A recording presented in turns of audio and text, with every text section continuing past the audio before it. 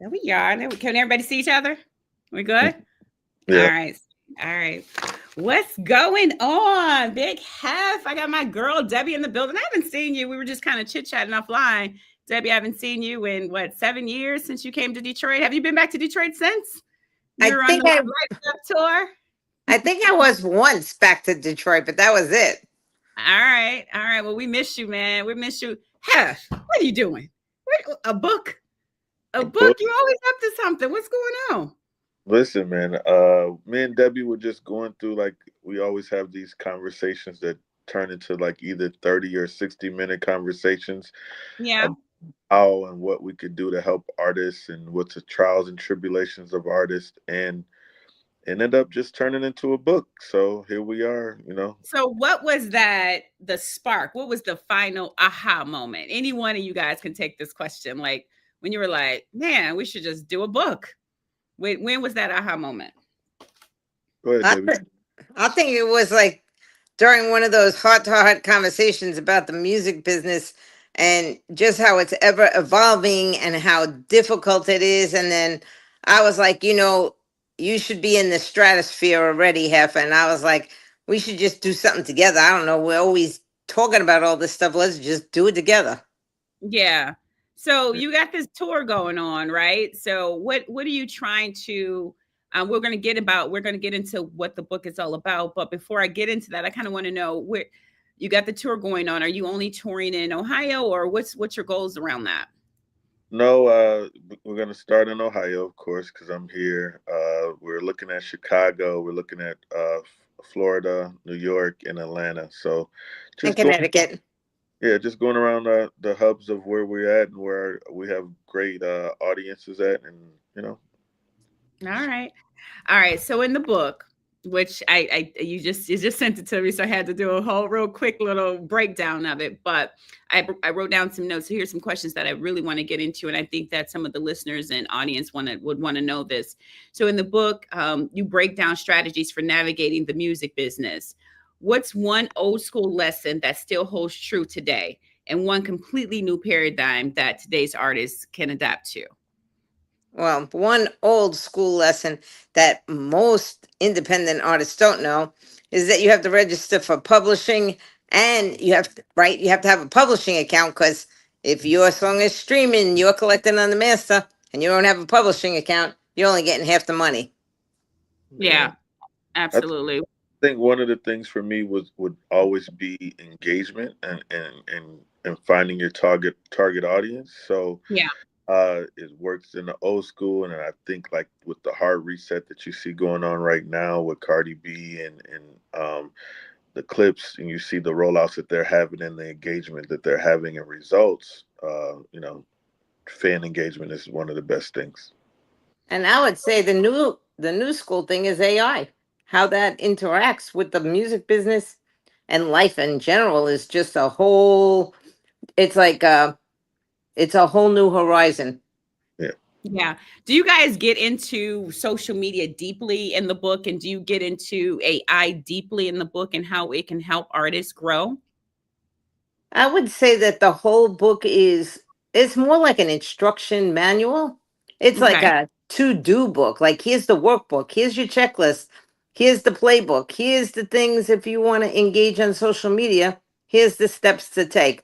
You want to you want to use AI? Here's the things you need to think about and how you go about using it. Like we talk about it from an educational perspective, then we have will put his whole spin about how his experience in the music business, how it's interacted, and then the playbook is here's how to use it now. So it's like teaching and a practicum and live experience. It's like all three rolled in one. I Yeah. love it. So have you want to say something to that? No, no, just adding on to it.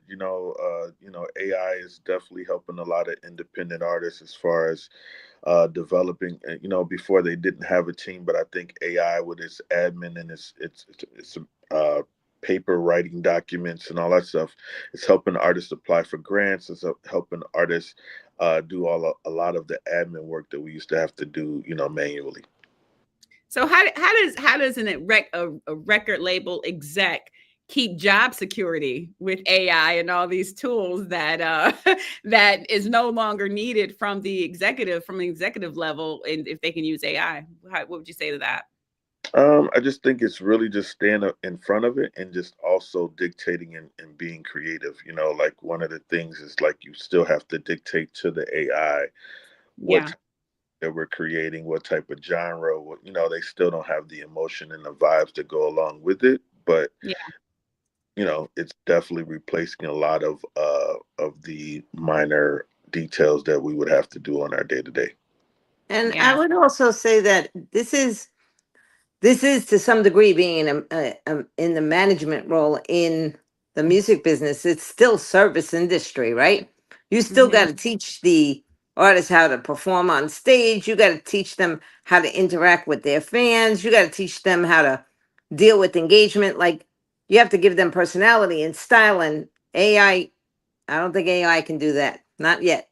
Not yet. Not yet. It's coming though, right? It's probably coming. It's probably here. We just don't know about it. But there, so the executives such as yourselves are is still relevant. You still need you guys to help push people through and get them through the trenches of it all. So when we talk about like royalties, right? And and artists being taken advantage of, what are some of the cautionary tales that you guys talk about that a little bit in the book? What are, and if you do, what do you say about that as far as cautionary tales? And if you don't, what are some cautionary tales that you would say that artists should know today with AI, with being able to promote yourself with social media and all of that, being able to own your own rights to all of your things? How do you think that people can move forward with that kind of stuff? What would you Well, say? I would say let's start at the real basics. Like, how about they go into the studio and they create a song and they get a split sheet? Can we just start there? We'll get to the producer agreement and the record deal. But can we start with you need a split sheet? Like, because they still ain't doing that. Okay. All right. Heff, Yeah, what do you think? I just think that what we do touch on it, like I said, this is a how to guide, a checklist that artists can do to further their career, to advance their career. I know, like in a lot of many instances that I've had, a lot of artists don't realize all the other things that's going along around the business. They just think, hey, I just get one check. I'm like, no, these pub checks comes twice a year, maybe four times a year, depending on how you want to do it. And then even Yeah. with major indie, like even not on the majors, but if you do a major indie, like some of these places are paying out like once a week, you know, once a month now. You know, it doesn't have to be spread out as much as it used to be. So I feel like a lot of artists are getting educated. They are getting caught up on it because, you know, social media is kind of dictating them towards like, hey, I don't want to get jerked. I don't want to get messed around with, and I want to try to receive a lot of my money. I love that. I love that. So, Heff, you probably get a lot of this. And I know people are going to grab the book thinking that, man, I hope this information is in here when I buy this book. But you've had so much success. Like, oh my God. Like, I mean, this book is going to do amazing numbers because you are like the God when it comes. Don't get the big head now, but you should have the big head because you have just done so much work with so many amazing artists, and you've just accomplished so many things, and this book is just one thing of many that I'm sure that we can wait on from you. But when artists look at you, are they looking at you and saying, hey, you can make me the next Cardi B? Hey, you can, do you know what I mean? Like, are they looking at you for that? Because every artist can't be the next Cardi B. So what Um, would you say to that? they definitely approached me and, you know, can you help me like you did Megan, or can you help me like you did T Grizzly or Cardi or whatever. But I just tell them like, hey, this is the blueprint for the formula of success between all of these amazing artists. um, Yeah. Want to get up and you want to get up and do the work, and you know, like I have a platform, there's plenty other my friends that have platforms, and you know, we're just here to educate and, you know, pass this knowledge down to the next generation. What get you up every day? What makes what's the fire that's under you?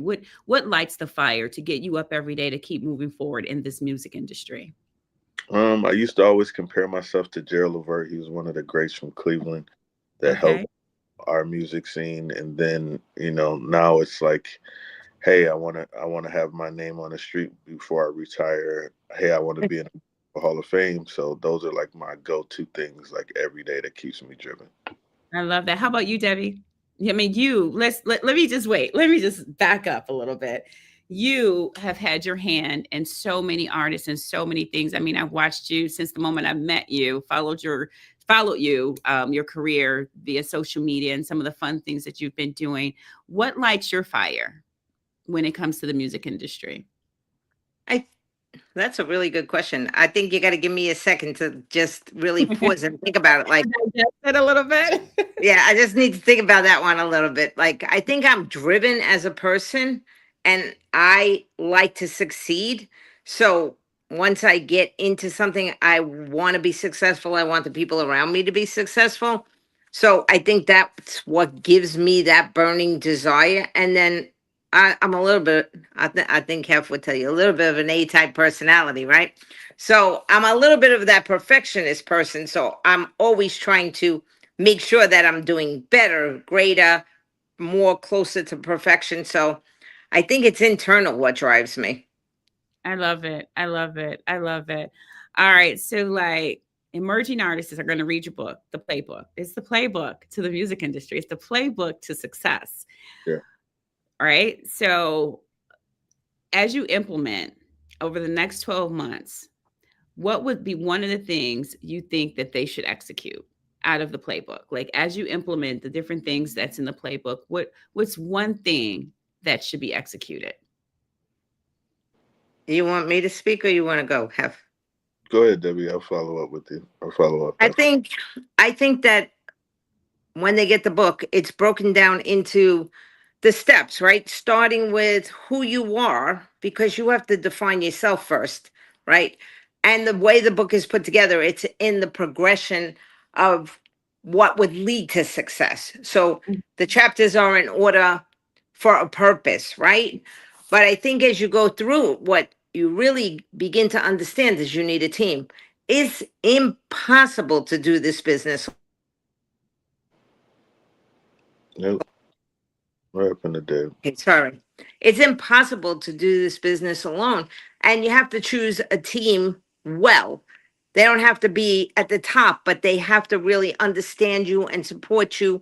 And I think one of the lessons is for them to know that as the artist, they're the leader of the team. So they have to be motivated and they have to treat the team respectfully so that the team's motivated because that is part of the program for success. Right. So I love that answer because it's like if I was an artist and I got the playbook, I'd be wondering what comes first. What would I do? What would I execute first? And so that's good great feedback. What do you think would be the thing that you would think one should execute first out of reading the book, Have?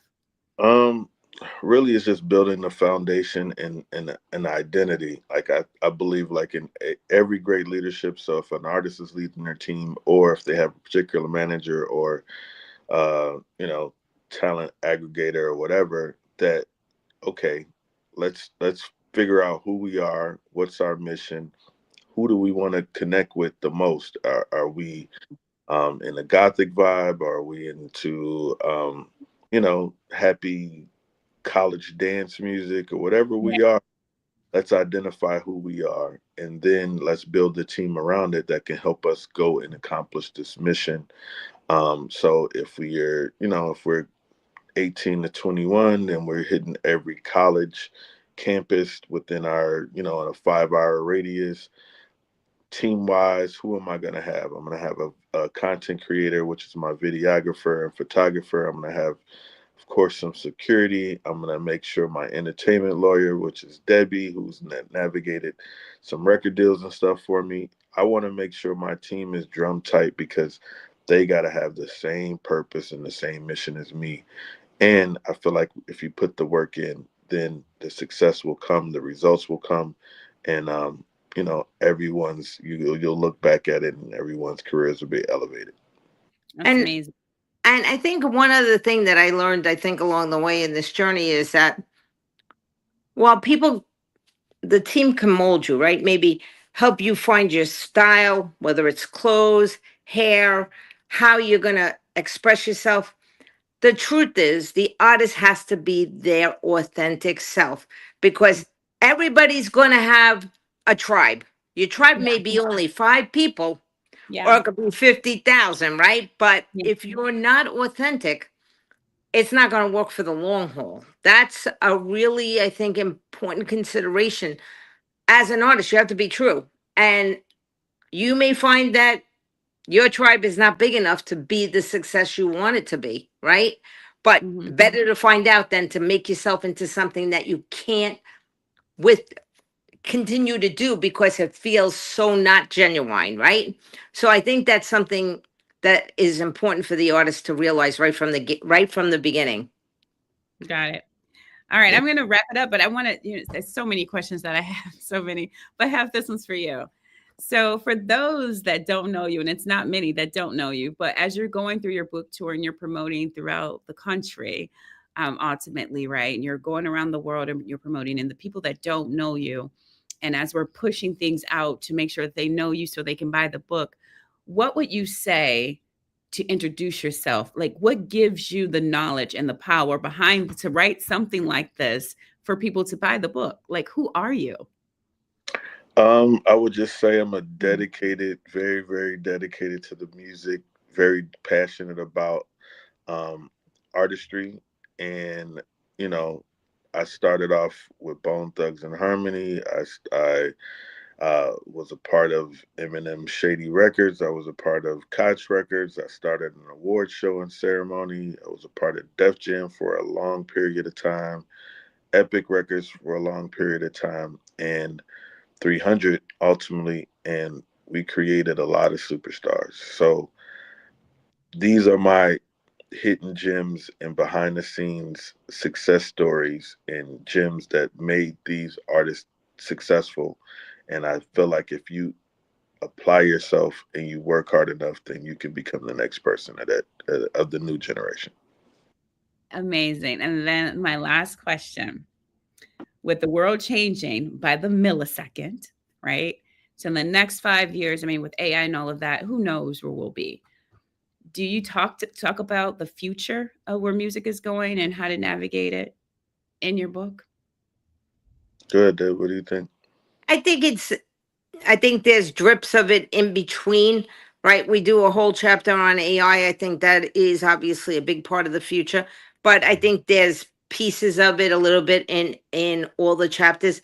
But this is really an instruction manual for somebody to embrace and use right now, right? Because we don't know where it's going to be tomorrow or the day after. Like, get the book, get into it, figure out Yeah. who you are, start implementing the strategies and watch yourself grow. That's all I can say.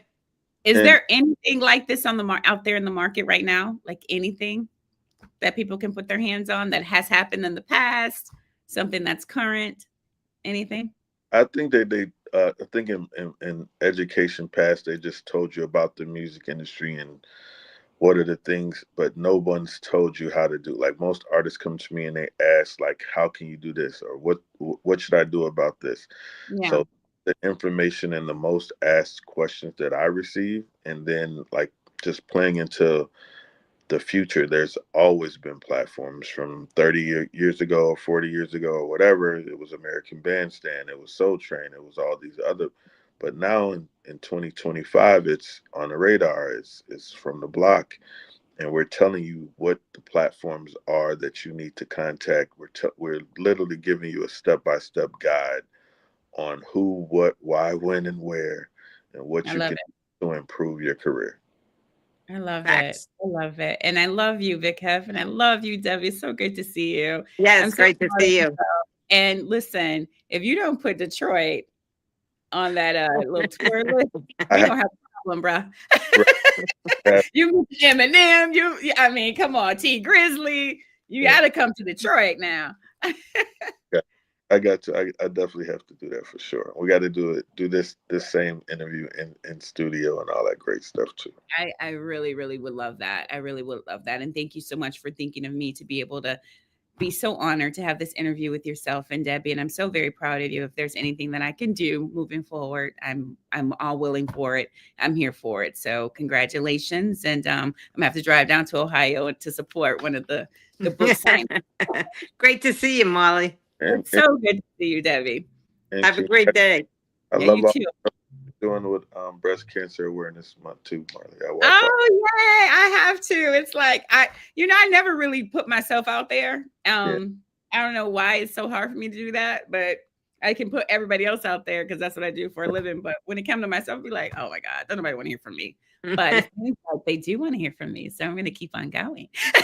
There you go.